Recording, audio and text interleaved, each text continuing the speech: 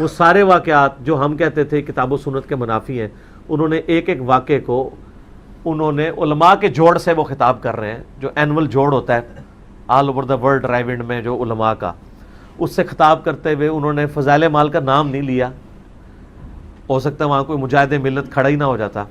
نام لیے بغیر وہ سارے واقعات جو سامنے بیٹھے ہوئے لوگ بھی اور خود طارق جمیل صاحب بھی پڑھ پڑھ کے سنایا کرتے تھے، وہ سارے واقعات انہوں نے سنائے ہیں کہ ایک بزرگ جو ہے وہ آنکھوں میں نمک کا سرما لگاتے تھے، عشاء کے وضو سے فجر کی نماز اتنے سال تک پڑھتے تھے. یہ ایک ایک انہوں نے واقعہ گنوایا ہے.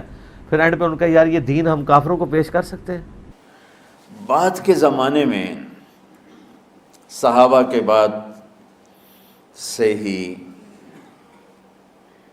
ایک انتہا پسندی امت میں آئی. ساری رات جاگنا.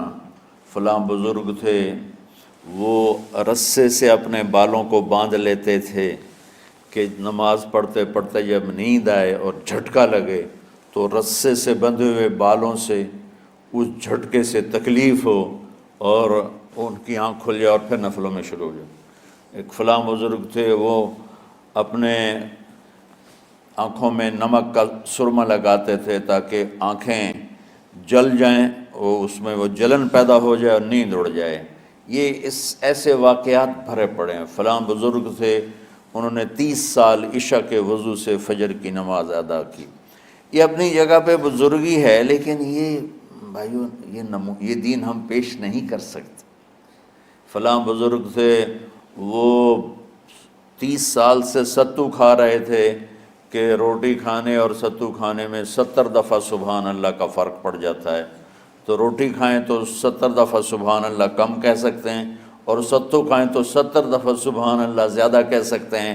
تو لہٰذا انہوں نے کہا مجھے تو 30 سال ہو گئے، میں تو ستو کھا رہا ہوں، میں تو روٹی نہیں کھا رہا. یہ دین نہیں ہے. یعنی یہ وہ دین نہیں جو ہم انسانیت کو پیش کر سکتے. یہ تو لوگوں کو دوڑانے والی بات ہے. ویسے میں آپ کو بتاؤں کہ یہ بھی اب پرانی بات ہو گئی ہے. اب آپ وہ دین کافروں کو کیا مسلمانوں کو بھی نہیں ہماری ویڈیوز کے بعد پیش کر سکتے. لوگ مسلمان نیچے کمنٹس کر دیتے ہیں. بریلوی تو بندی اہل حدیث شیعہ نہیں کرتے ہیں، مسلمان کمنٹس کر دیتے ہیں نیچے. وہ بھی مسلمان ہیں، لیکن وہ والے مسلمان جن کو سمجھ آ گیا ہے کہ یہ فرقہ وارانہ تعصب ہے، وہ آپ کافروں نہیں سر، نہ فضائل مال کافروں کو نہیں، آپ مسلمانوں کو بھی نہیں آپ پیش کر سکتے. وہ بھی انجینئرنگ کر دیں گے آپ کی پکڑ کے کہ یہ سر آپ کیا کر رہے ہیں، یہ تو دین اس قابل نہیں کہ آپ پیش کریں. تو سر تبدیلی آ رہی ہے، آپ کوشش جاری رکھیں، انشاءاللہ تعالی چینج آئے گی. اور ایک آدمی ایک بزرگ سے ملنے گیا تو وہ نوافل پڑھ رہے تھے. وہ ظہر سے عصر تک نفل پڑھتے رہے، وہ ان کے انتظار میں بیٹھا رہا. پھر عصر سے مغرب تک وہ مراقبہ کرتے رہے، وہ انتظار میں بیٹھا رہا. پھر مغرب سے عشاء تک وہ نفل پڑھتے رہے، وہ بیچارہ انتظار کرتا رہا. پھر عشاء کے بعد پھر نفل شروع کیے تو تہجد تک نفل پڑھتے گئے اور وہ بیچارہ پیچھے بیٹھا ہوا. تو تہجد کے آخر میں ان کی مصلی پہ بیٹھے بیٹھے ایسے اونگ آ گئی تو یوں جھٹکا لگا تو کہا یا اللہ میں اس آنکھ سے پناہ مانگتا ہوں جو سونے سے اس کا دل ہی نہیں بھرتا. اور پھر اس کے بعد فجر کی نماز پڑھ کے اشراق تک بیٹھے رہے. پھر اشراق پڑھے. اخیر وہ بیچارہ اٹھی کے واپس آ گیا. لگتا ہے نام تو ویلی کوئی نہیں. تو وہ اس نے کسی سے پوچھا کہ یہ بزرگ کب سے یہ کر رہے ہیں؟ کہ پچھلے 30 سال سے کر رہے ہیں. یہ راہبانیت کی شکل ہے. یہ وہ دین نہیں جو ہم لوگوں کو پیش کریں گے تو وہ کہیں گے واہ واہ واہ واہ کیا دین ہے بھائی، قبول کرو. یہ دین اس قابل ہے. انہوں نے کہا یہ دین میں غلو ہے. دین وہ ہے جو اللہ نے نبی علیہ السلام کو دیا تھا، اور اس کے اگینسٹ انہوں نے وہی حدیث بیان کی جو میں اکثر بیان کرتا ہوں کہ 3 اصحاب نبی علیہ السلام کے پاس آئے. انہوں نے نبی علیہ السلام کی بیویوں سے آپ کی غیر موجودگی میں پردے میں پوچھا کہ نبی علیہ السلام کی عبادت کا کیا حال ہے.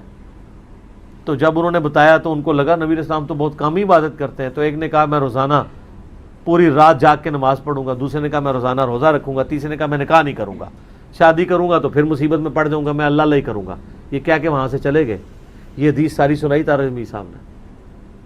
اور پھر انہوں نے یہ بھی کہا کہ اس پہ امام بخاری نے باب باندھا ہے کہ عبادت میں غلو کرنا مکروہ ہے اسلام میں. یہ ایک قسم کا غلو آیا. میں ایک حدیث سناتا ہوں, بخاری شریف میں بھی ہے, مجھے اب ہر شے بھول گئی, لیکن وہ ہے نہی الغلو, اس طرح کر کے آپ لوگ زیادہ جانتے ہوں گے جو پڑھ رہے ہیں, کہ غلو سے نہیں. حدیث آپ کو سب کو یاد ہوگی کہ 3 صحابہ آئے اللہ کے نبی کے گھر اور پوچھا کہ اللہ کے نبی رات کیسے گزارتے ہیں. تو گھر والوں نے کہا سوتے بھی ہیں, جاگتے بھی ہیں, کھاتے بھی ہیں. تو وہ تینوں آپس میں کہنے لگے وہ تو نبی ہیں, سوئیں بھی تو کوئی بات نہیں, اور شادی ہے کوئی بات نہیں, ہم تو نبی نہیں, ہمیں تو کچھ کرنا چاہیے.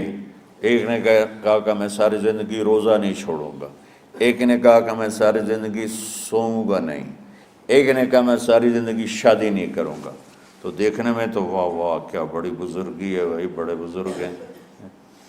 ہمارے نبی کو پتہ چلا, آپ نے تینوں کو بلا لیا, کہ تم مجھ سے زیادہ اللہ سے ڈرنے والے ہو, میں تم سے انا اتقاکم یا اخشاکم, الفاظ آپ لوگ کو زیادہ یاد ہوں گے لیکن مفہوم میں صحیح پیش کر رہا ہوں. آپ نے کہا میں تم سے زیادہ اللہ کو جانتا ہوں, تم سے زیادہ اللہ سے ڈرتا ہوں, میں سوتا بھی ہوں, میں کھاتا بھی ہوں, میں روزے بھی رکھتا ہوں, میں چھوڑ بھی دیتا ہوں, میری بیویاں بھی ہیں, میں اپنی بیویوں کے پاس بھی جاتا ہوں. تم دین میں غلو سے بچو, پہلے امتوں کو ہلاک کر دیا دین میں غلو. دنیا میں غلو یعنی انتہا پسندی, ایکسٹریمسٹ ہونا. دنیا ہو یا دین ہو, دونوں میں اعتدال بچو, اللہ تعالیٰ کو پسند ہے.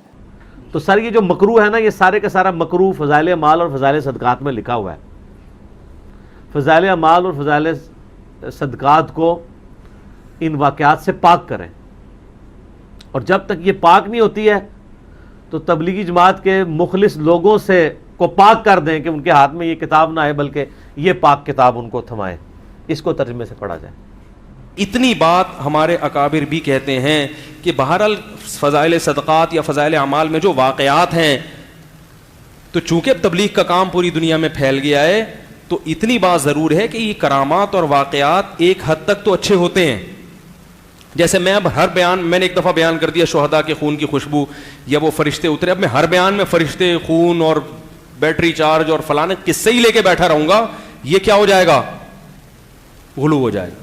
بھائی اصل چیز کیا ہے, لوگوں کو قرآن و حدیث بتاؤ. کبھی کبھی لوگوں کو ترغیب دینے کے لیے کسی بزرگ کا کوئی واقعہ, تو جب تبلیغی جماعت بنی تھی اس وقت اتنی پھیلی نہیں تھی, اس وقت کے لحاظ سے وہ ٹھیک تھا. اب بہت سے علماء کہتے ہیں کہ جیسے عربوں میں ریاض الصالحین ہے, میں نہیں کہتا میں تو چھوٹا آدمی, بڑے علماء سے ہم نے سنا ہے, خود تبلیغ ہی کے بعض بڑے علماء سے ہم نے سنا ہے کہ ریاض الصالحین جیسے پوری دنیا میں عربوں میں ہے نا, تو ایسے ہی اب تبلیغی جماعت میں ریاض الصالحین جیسی کوئی کتاب ہونی چاہیے جس میں مستند احادیث ہیں, ان میں واقعات نہیں ہیں. تبدیلی نہیں رہی, تبدیلی آ گئی ہے.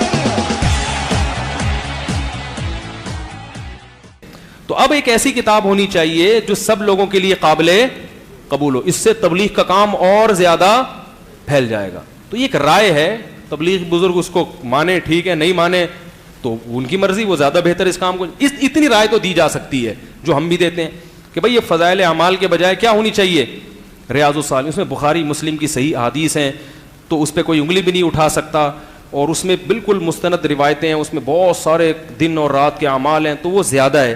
فضائل اعمال میں ضعیف احادیث بھی ہیں, تو حضرت شیخ الحدیث کی رائے یہ تھی کہ فضائل اعمال میں فضائل میں ضعیف حدیثیں بھی چلتی ہیں. تو بعض علماء سے ہم نے سنا ہے کہ بھئی اگر ان میں بھی صحیح حدیثیں ہی آ جائیں ساری تو اور زیادہ اچھا ہو جائے گا نا, کیونکہ جب کام پھیلتا ہے تو پھر اس کا معیار اسی حساب. تو یہ بعض بڑے تبلیغ ہی کے بعض بزرگوں کی ایک رائے ہے, دوسرے علماء کی بھی, اس کو رائے کے طور پر بیان کرنے میں کوئی حرج نہیں ہے. کوئی بھی کسی بزرگ کے بارے میں پھینک دو, وہ ایسے تھے, انہوں نے یوں کیا, انہوں نے یوں الٹے ہو گئے, انہوں نے وہ کھایا, تو یہ پھر زیادہ ہو جائے گی.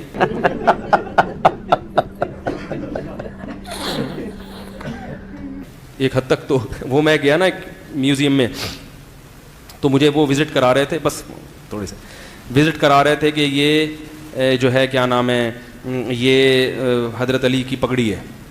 میں نے کہا شاید ہوگی بھائی, میں نے کہا ٹھیک ہے شاید.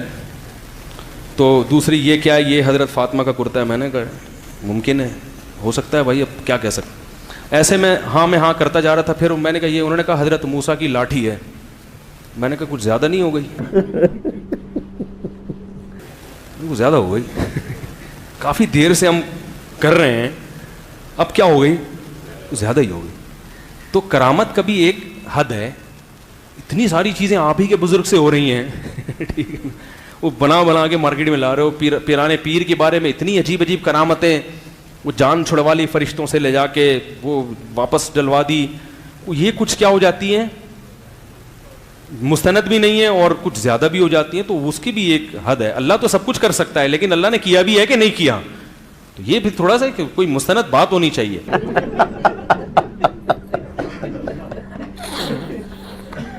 اسی ویڈیو کے نیچے ایک تبلیغی بھائی نے کمنٹس کیا ہوا تھا کہ آپ سمجھے نہیں طارق جمیل صاحب کیا کہنا چاہتے ہیں. کیا کہنا چاہتے ہیں وہ؟ ہاں, وہ یہ کہنا چاہتے ہیں کہ بزرگ ٹھیک تھے, لیکن یہ جو کام ہوئے ہیں وہ دین نہیں تھا. ہاں ٹھیک ہے, یعنی بزرگ ٹھیک تھے, بزرگوں کے کرتوت ٹھیک نہیں تھے. بس یہی ہے. ہاں تو ہم بھی تو یہی کہہ رہے ہیں. ہم کہتے ہیں ڈونلڈ ٹرمپ بھی ٹھیک ہے, اس کے کرتوت ٹھیک نہیں. وہ ٹھیک اس لیے کہ اس کو اللہ نے بنایا نا, ربنا ما خلقت ھذا باطلا. فرعون بھی ٹھیک تھا لیکن اس کے کرتوت غلط تھے. جتنے بڑے بڑے لوگ ہیں وہ ٹھیک ہی تھے, کرتوت برے تھے ان کے. جب انہوں نے کرتوت اچھے کر لیے تو وہ اچھے بن گئے. ٹھیک ہو گیا. تو وہ یہ نہیں, یہ کہنا چاہتے ہیں. یہ بات تو سمجھ میں آ گئی کہ اب نزول, اب آپ نیچے یہ بھی جواب دے دیجیے گا ٹھیک کہ ہمیں بھی یہی سمجھ آیا ہے کہ بزرگ آپ کے ٹھیک تھے, ان کے کرتوت ٹھیک نہیں تھے. اور اس کا مطلب کیا ہوا کہ آپ کو لوگوں کو یہ بتانا چاہیے کہ ہمارے بزرگوں کا آپ احترام کریں, لیکن خدا کے لیے جو وہ کام کرتے رہے وہ کام آپ نے نہیں کرنے. ان کے کرتوت ٹھیک نہیں تھے. تو انشاءاللہ بزرگوں کا احترام کرنا لوگ خود ہی چھوڑ دیں گے. تو سر تبدیلی آ رہی ہے, آپ کوشش جاری رکھیں, انشاءاللہ تعالیٰ چینج آئے گی. تبدیلی نہ نہیں رہی.